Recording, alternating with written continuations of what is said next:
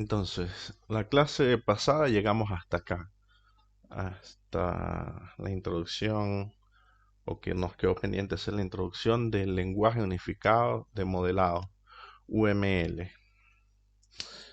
Esto es algo que yo les quiero mencionar, pero que realmente yo lo vi en ingeniería del software, porque es allí donde les van a pedir realizar este tipo de representaciones.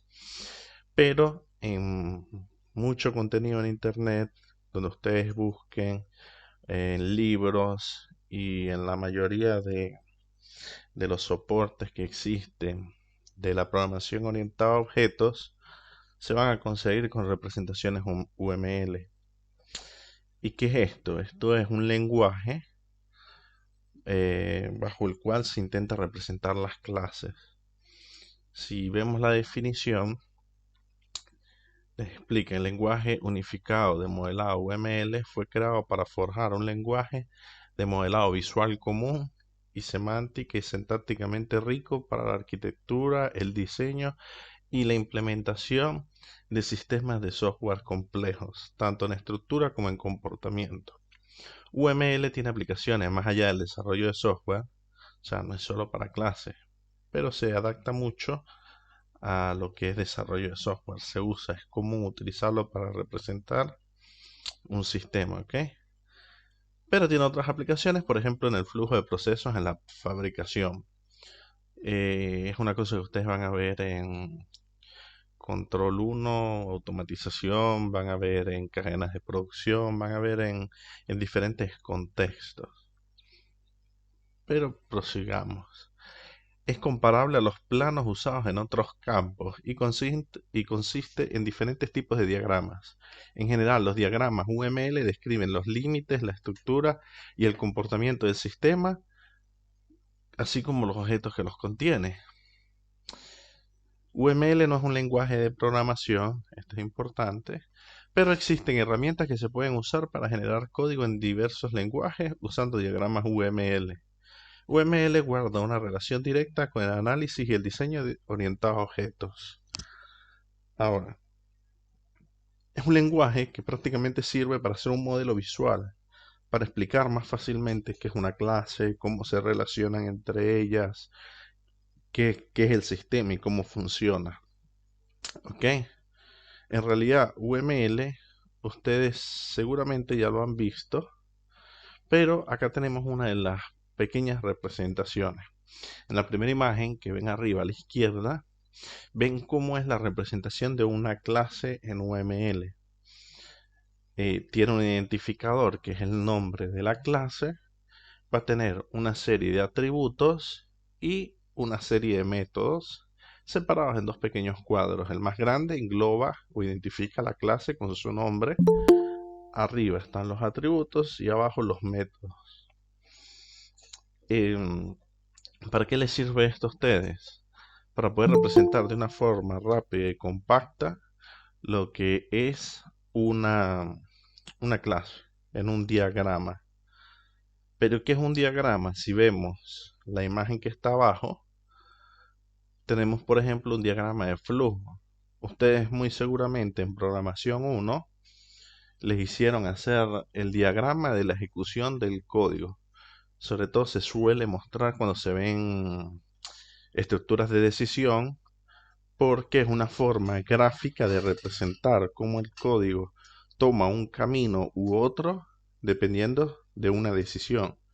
Decide ejecutar algún código o no hacerlo dependiendo de lo que ustedes definen, ¿no?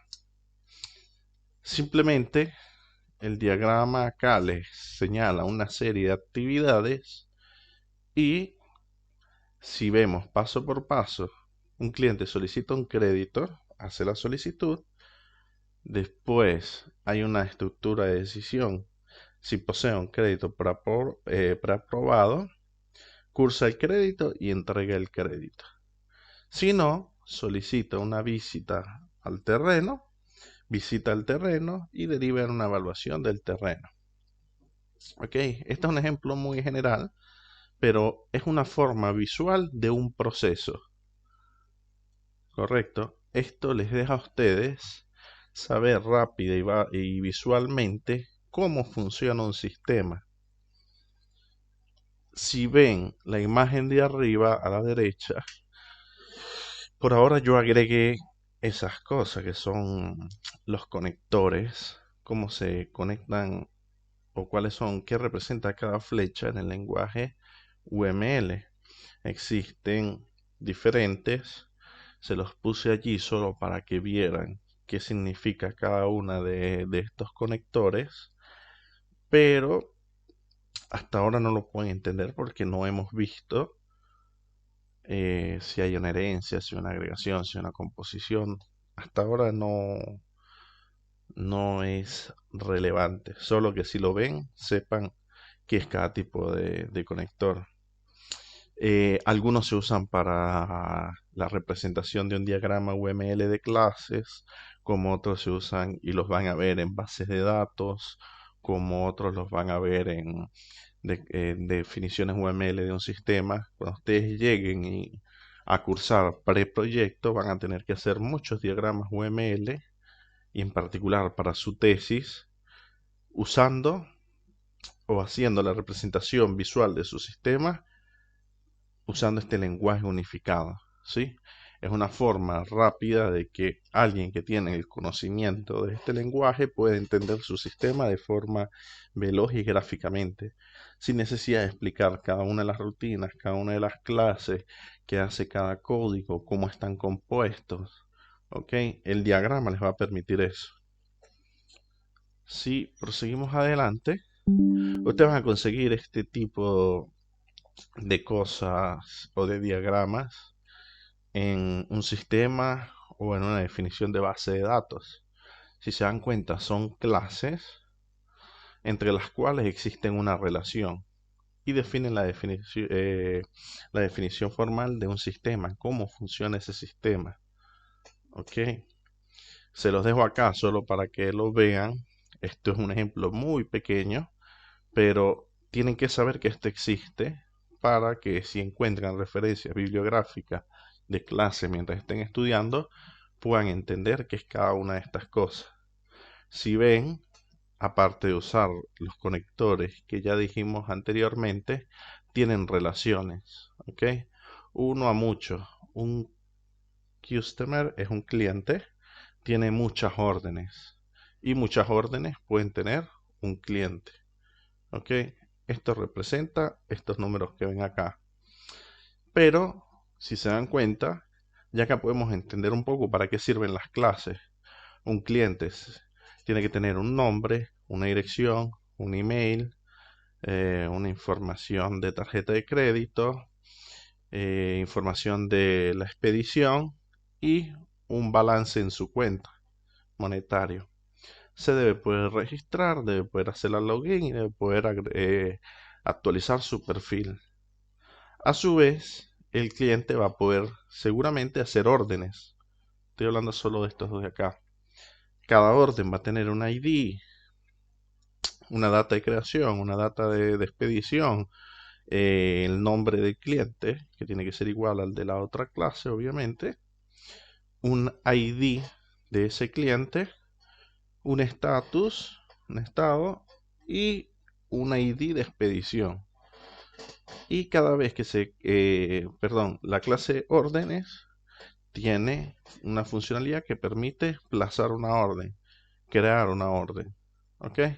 Posteriormente se van a dar cuenta que yo estoy haciendo un ejemplo formal, pequeño, pero la definición es más grande. Después empiezan a ver que un cliente puede tener uno o más carritos de venta y cada carrito de ventas tiene su propio ID, los productos, la cantidad, pero a su vez un customer, un cliente es un usuario del sistema. Y también vemos que hay un usuario que es administrador. Los dos son usuarios, cada uno con sus roles o perfiles diferentes. Una orden tiene una información de entrega, eh, una información de expedición, perdón, que tiene que ser la misma que tiene el cliente, y una orden va a tener muchos detalles o un detalle con muchos productos, ¿ok? Sin yo conocer el sistema y sin ver ni siquiera una línea de código, yo soy capaz de entender cómo funciona ese sistema a través de la representación del modelo de clases que hay acá.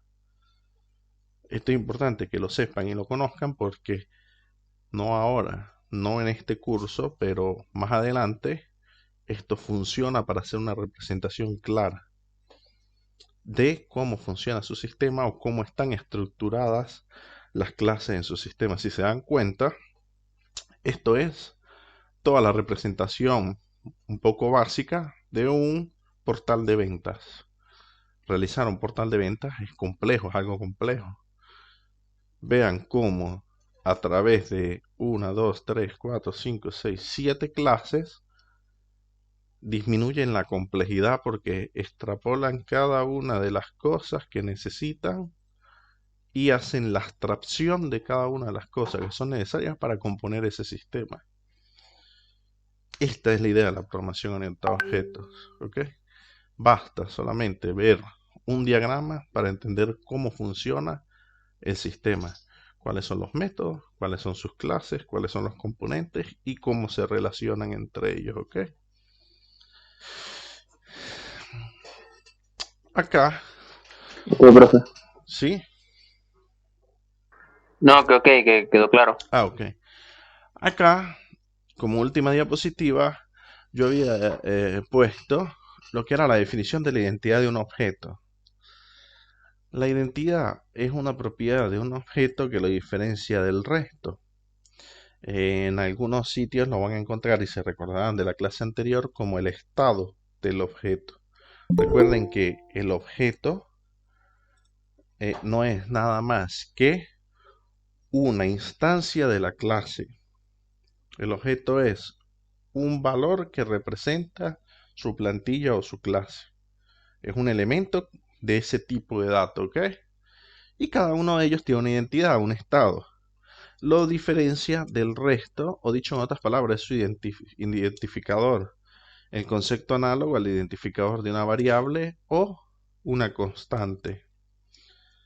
Si se dan cuenta, es un poco complejo de explicar, pero simplemente les está queriendo decir que cada objeto tiene una identidad que es el nombre de la variable.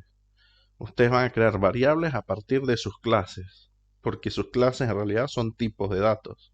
Ustedes pueden hacer la analogía entre la clase que crean con un tipo de dato básico del sistema, como pueden ser enteros, doble, eh, string, cadenas de caracteres, mientras que la identidad o la instancia es el nombre o el identificador de su variable.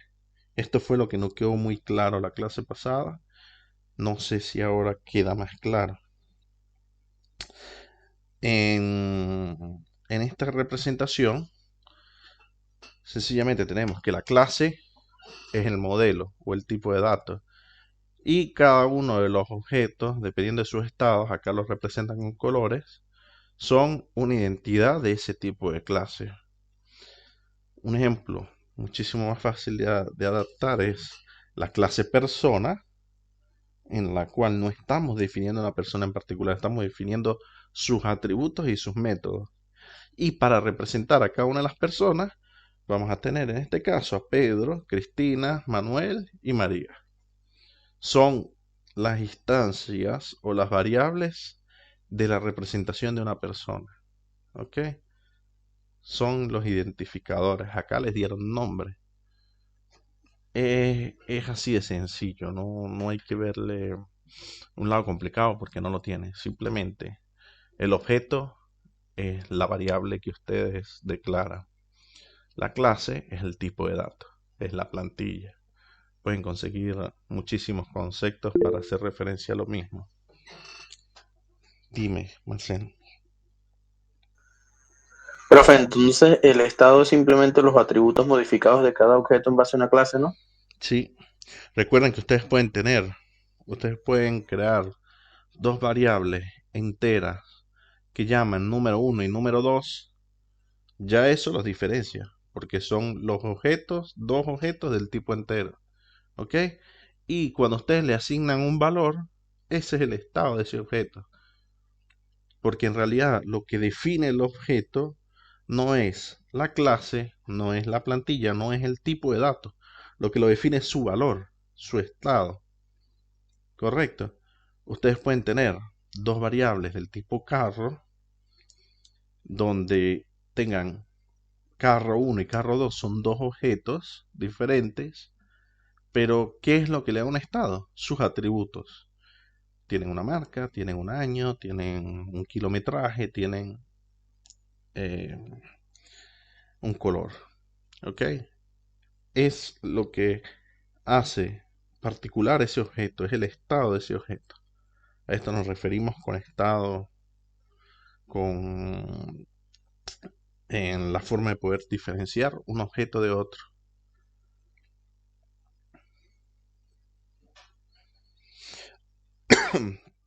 ¿Tienen alguna pregunta? No. No, profe. Ok. Profe, disculpa, apenas acabo de llegar, no sé si podrías repetirlo, bueno, algo breve, porfa. Sí, pero primero respondamos a Esteban. Ajá, profe. Entonces, una clase es un tipo de dato y el objeto es como la variable que se declara con ese tipo de dato, Absolutamente ¿verdad? sí. Basta. Eso es Ok, todo. entonces creo que ya entendí la definición de... Esa es la diferencia. Cuando ustedes definen la clase, están definiendo el tipo de dato. Cuando la instancian, cuando crean la variable, están poniéndole un estado a ese tipo de objeto, ¿ok? Y a ese tipo de dato. Están asignando un valor, lo están representando en su programa. Era un poco el ejemplo que les hacía al final de la clase anterior, donde teníamos una estructura, pero si yo no creo una variable de esa estructura o de esa clase, para mi programa no existe. No está instanciado, no tiene ningún objeto que represente ese tipo de datos, ¿ok?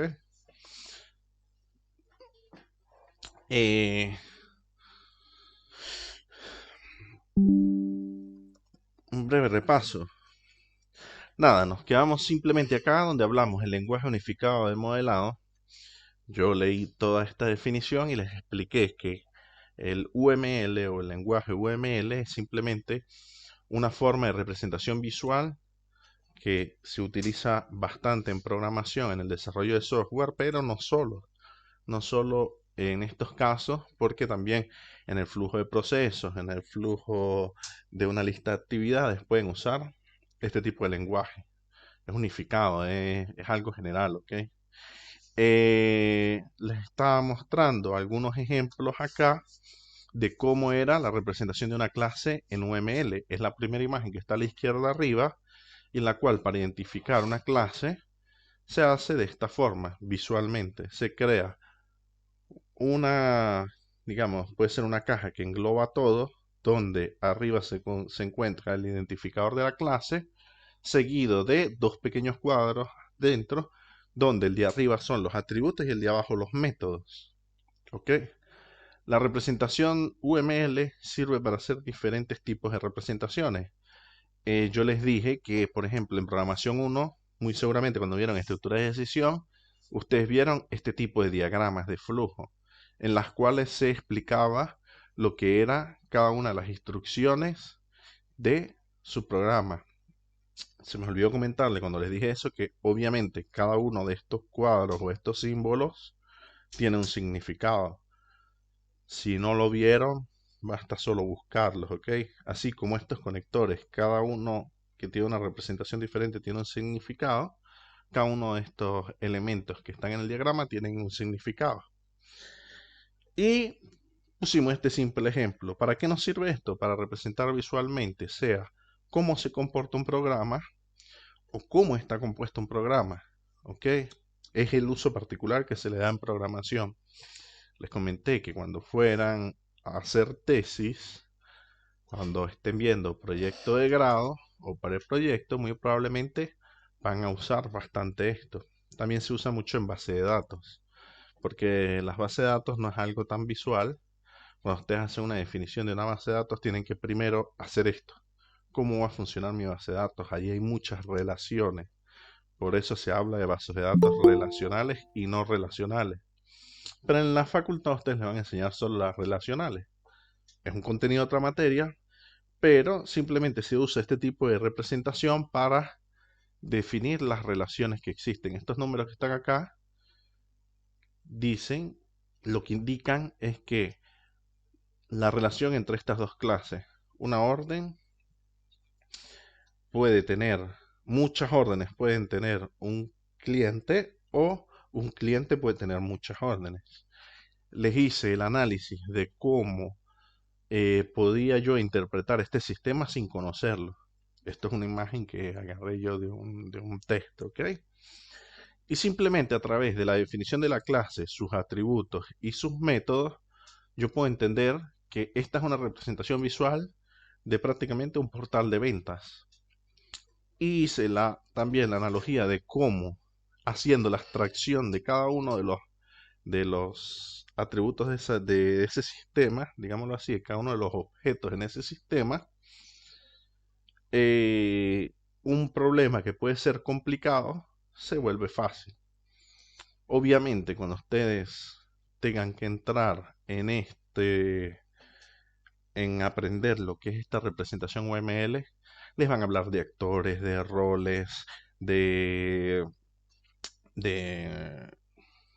autoapuntamiento, digámoslo así, clases que se llaman ellas mismas, les van a hablar de recursividad, les van a hablar de muchos términos que para este curso no nos interesan, pero al menos así ustedes saben que pueden representar de una forma, o si se consiguen en los textos de apoyo este tipo de representaciones, van a saber de qué es, de qué les están hablando, ¿ok? Expliqué más o menos también, y digo más o menos porque no profundicé en qué son cada uno de los conectores que representan. Vean que hay flechas diferentes y cada flecha, como en este caso, cada elemento tiene un significado, las flechas también. Acá ven que existen flechas que están rellenas, flechas directas, y pueden conseguir también este tipo de flechas en algunos casos, dependiendo de la aplicación del UML. Y después llegamos acá, que fue la última parte que explicamos, donde creo que tú ya estabas presente. Sí. Vuelvo a preguntar si hay alguna duda antes de pasar a la parte práctica y la definición formal. Quisiera saber si tienen alguna otra duda con respecto a la teoría. No, profe. Profe, disculpa, lo único aquí, bueno, porque como llegué al último, era que la parte de la clase personas se divide internamente como por objetos, ¿no? Que en este caso son los nombres de las personas, ¿cierto? Sí, en este caso cada uno de los elementos que ves abajo es una persona, pero está representada de un estado particular, de sus propios valores. En este caso el nombre. Pedro no es igual a Cristina, así tengan los mismos atributos definidos en la generalización de una clase persona, cada uno de sus objetos tienen un estado diferente, ¿ok? Es así de sencillo, diciéndolo técnicamente. Diciéndolo coloquialmente, existe una definición y unos atributos o unas características que nos sirven para indicar que es una persona, pero Pedro no es igual a Cristina. Ya tienen nombres diferentes, están vestidos diferentes, uno es hombre y el otro es mujer. Ok, cada uno, el valor de cada una de esas características son los que nos diferencian unos de los otros. Ok, es tan sencillo como eso. Ok, profe, está bien. Muchísimas gracias. Basta. Entonces, yo por ahora voy a detener acá la grabación de la clase porque no vamos a entrar en teoría. Dejo simplemente una segunda parte. Esta fue corta a nivel teórico. Dejo una segunda parte que va a ser la práctica, en la cual vamos a escribir una clase. Déjenme detener.